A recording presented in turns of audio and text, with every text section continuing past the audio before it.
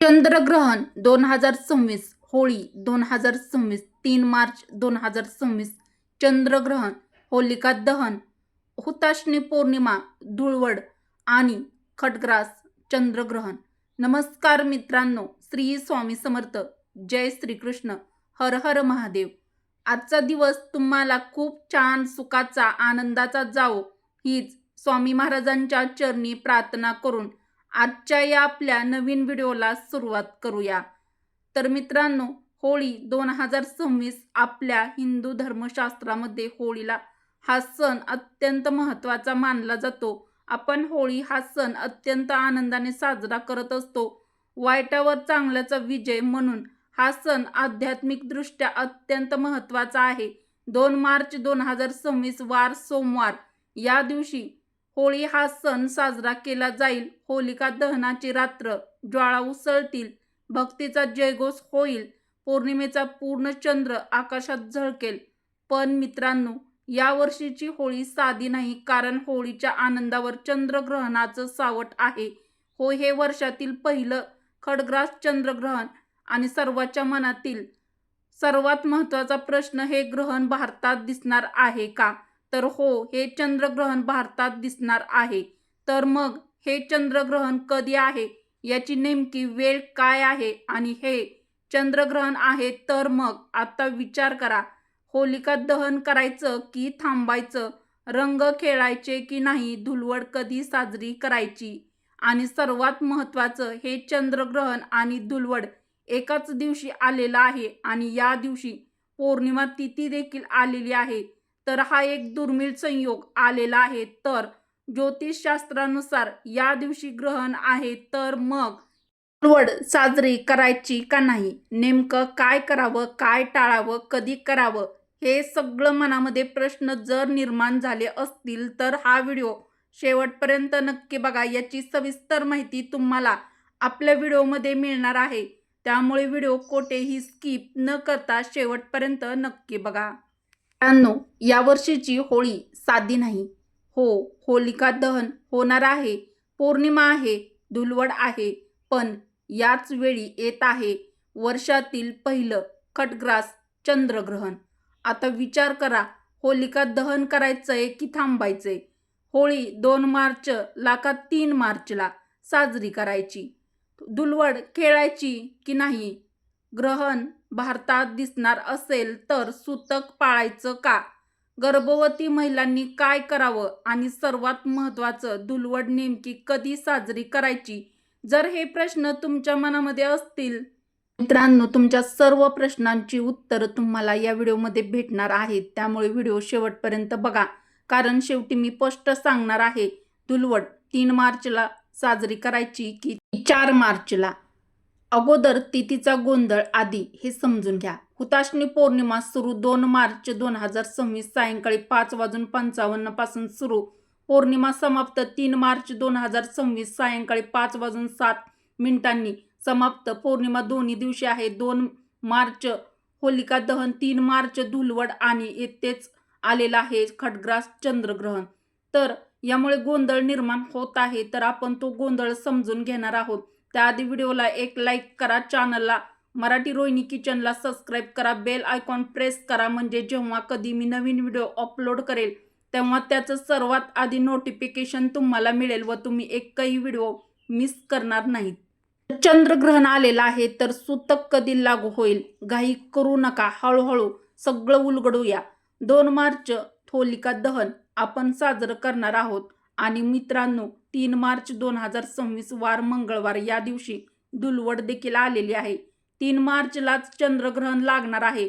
तर प्रत्येकाच्याच मनामध्ये खूप गोंधळ आहे की नेमकं काय करावं, होळीचं दहन कधी करावं, धुळवड कधी साजरी करावी, ग्रहण कधी चालू होणार आहे, कधी संपणार आहे आणि धुळवड मग कधी साजरी करायची की नाही, इथेच गोंधळ प्रत्येक लोकांच्या मनामध्ये आहे आणि लोक विचारत देखील आहेत की होळी करायची की नाही। तर काळजी करू नका, आपल्या व्हिडिओमध्ये सर्व प्रश्नाची तुम्हाला उत्तरे मिळणार आहेत। मित्रांनो, आपल्या हिंदू धर्मामध्ये होळी दहनाला अनन्यसाधारण महत्त्व प्राप्त आहे। आपल्यातील जे काही वाईट नकारात्मक विचार आहेत काही दोष आहेत त्याचं होळीच्या पवित्र अग्नीमध्ये दहन करून आपलं मन निर्मळ करणं हा होळीचा अर्थ आहे. पुराणानुसार होलिका दहनाची कथा आध्यात्मिक पाया आपल्याला माहीत आहे. अहंकारी हिरण्यकश्यप आणि त्याचा परमभक्त मुलगा भक्त प्रल्हाद त्यांची श्रद्धा होती भगवान विष्णूवर. त्याला अग्नीत बसवलं गेलं होलिकेसोबत, पण जळाली होलिका. वाचला भक्त प्रल्हाद. याचाच अर्थ काय?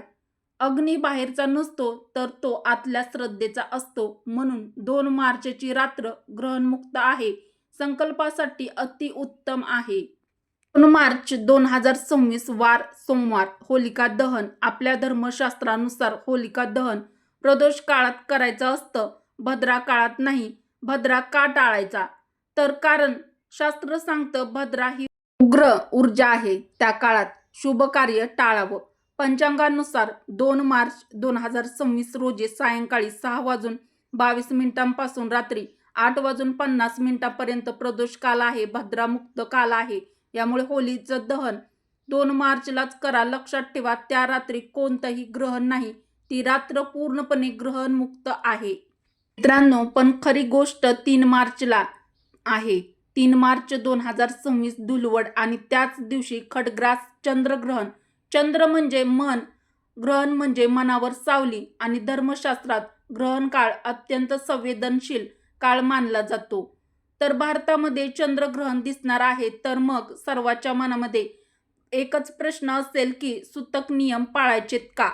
तर हो, ग्रहण भारतात दिसणार आहे म्हणल्यानंतर सूतक हे भारतामध्ये लागू होणार आहे. त्यामुळे सूतक नियम हे पाळावेच लागणार आहेत. सूतक नियम सविस्तर. चंद्रग्रहणाच्या सुमारे 9 तास आधी सूतक काळ सुरू होतो. या काळात देवघर बंद ठेवावं, अन्न शिजवू नये, शुभ कार्य करणं टाळावं, केस नखे कापू नयेत. ग्रहण संपल्यानंतर काय करावं? स्वच्छ पाण्याने स्नान करावं, घर शुद्धी करून घराचे शुद्धीकरण करून घ्यावे, देवपूजा पुन्हा सुरू करून घ्यावी. तर या काळामध्ये म्हणजे चंद्रग्रहणाच्या काळामध्ये गर्भवती महिलांसाठी विशेष सूचना.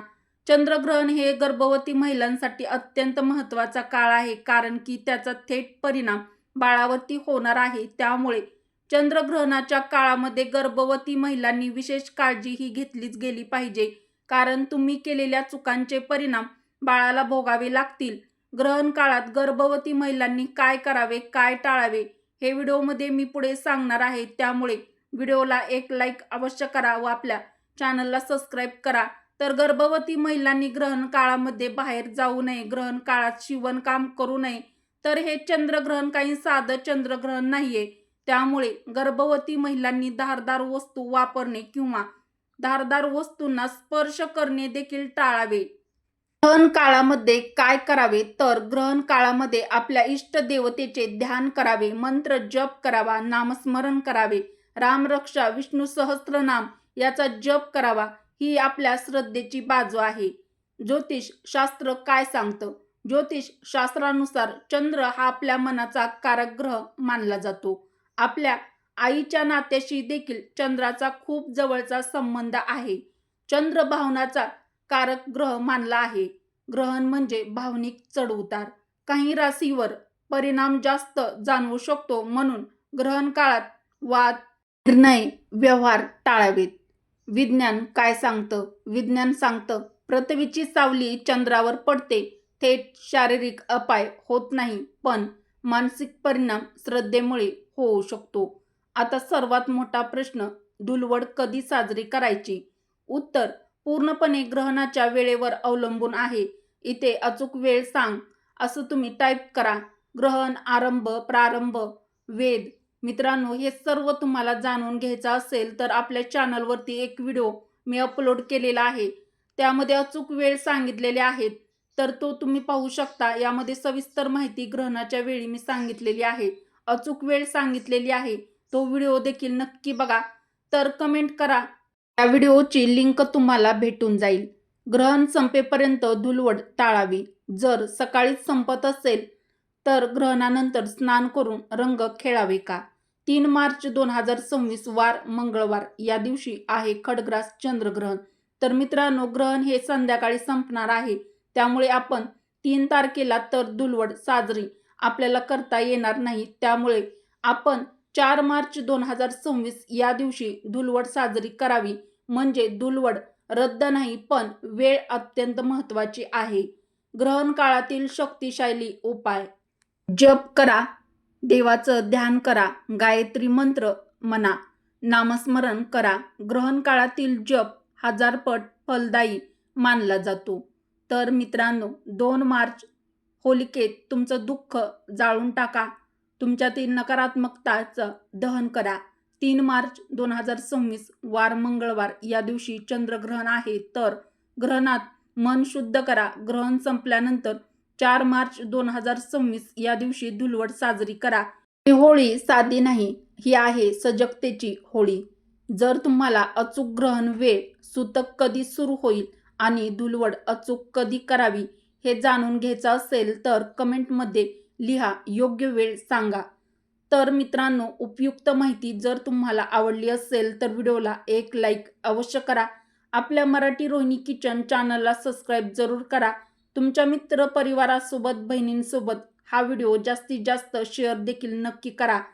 तर चला तर मग परत भेटू अशाच नवीन एखाद्या माहितीसह एखाद्या नवीन व्हिडिओमध्ये. व्हिडिओ शेवटपर्यंत पाहिल्याबद्दल तुम्हा सर्वांचे मनापासून धन्यवाद. श्री स्वामी समर्थ. जय श्रीकृष्ण. जय माता लक्ष्मी. हर हर महादेव.